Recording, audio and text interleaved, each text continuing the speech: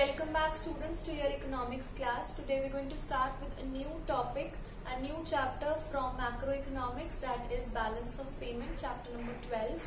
And today we'll be focusing on the meaning of balance of payment and its various components. So before we start the class, let's look into the learning outcomes that you'll be able to achieve by the end of the class. You'll be able to understand the meaning of BOP and you will also be able to identify its various components. So let's begin with the first topic for today, that is the meaning of balance of payment. Now here you need to understand that it is a statement, it is not an accounts. It is not at all an accounts, it is the statement of accounts which shows all the economic transactions of your country or of any other country. Now what do we mean by economic transactions? All the monetary transactions, all the transactions which can be measured in the terms of money forms will be recorded here in this statement of your country with the rest of the world, generally during a period of time which is generally taken to be as 1 year. So I repeat, what do we mean by balance of payment? It refers to a statement of accounts which shows the economic transactions, or we can say the monetary transactions of a country with the rest of the world during a period of time, generally 1 year. So the next topic is components of balance of payment. There are three main components of balance of payment.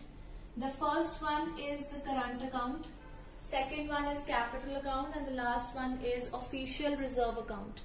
Let's look into these one by one. First one, we'll be discussing about current account. What does the current account records? It records all the receipts and payments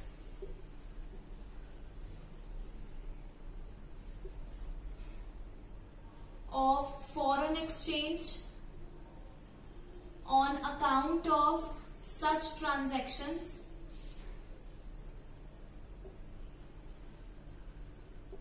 which do not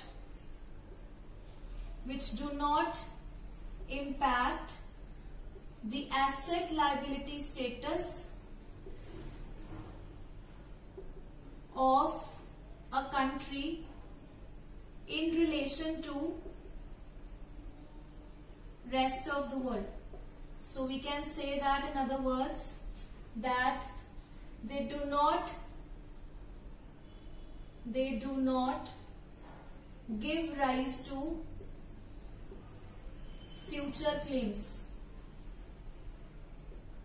So we can say that current account is going to record all such transactions of foreign exchange which are not going to have an impact on the asset liability status of a country in relation to rest of the world, and they are not going to give rise to the future claims as well.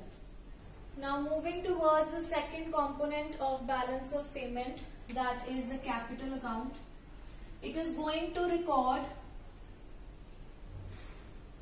all the receipts and payments of foreign exchange again on account of such transactions which impact the asset liability status of the country in relation to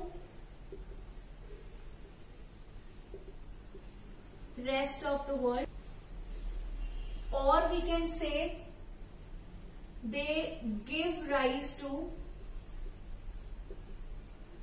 future claims. So we can say that capital account is going to record all such transactions of receipts and payments of foreign exchange which impact the asset liability status of the country in relation to rest of the world, or they give rise to the future claims. Now both these components of balance of payment account, that is current account and capital account, both have further subparts and subcomponents as well. The video on which has already been posted on the channel. So what you can do is you can go through the other two videos on current account as well as capital account as well as their components.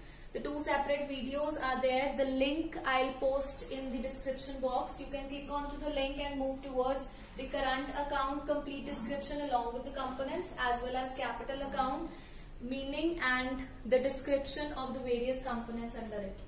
Now moving towards the third main component of balance of payment account, which is official reserve account. Now what does official reserve account records? It records all the official reserve transactions. Now what are official reserve transactions? All the transactions which are taken or carried out by RBI, or we can say central bank. That is all the transactions which are carried out or which are undertaken by the central bank that bring about a change, that cause a change in the official reserves of the country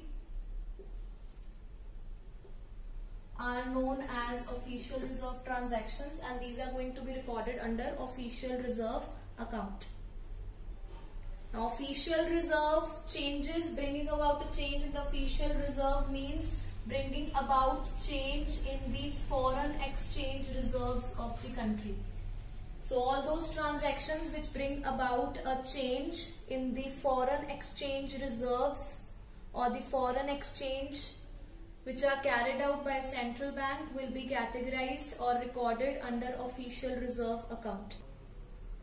Now such transactions, they take place when a country withdraws from its stock of foreign exchange reserves so that they can finance the deficit in the overall balance of BOP, and a country which is having a surplus overall BOP is going to give rise in the foreign exchange reserve. So there is going to be a rise in the foreign exchange if there is a surplus of BOP, and foreign exchange is going to fall whenever there is a deficit in BOP, because deficit in BOP is going to be financed by a fall in the foreign exchange of the country or the foreign exchange reserves of the country. Such transactions, they generally act as accommodating transactions of BOP. Now why they are termed as, they act as accommodating transactions. Why? Because they help in balancing BOP.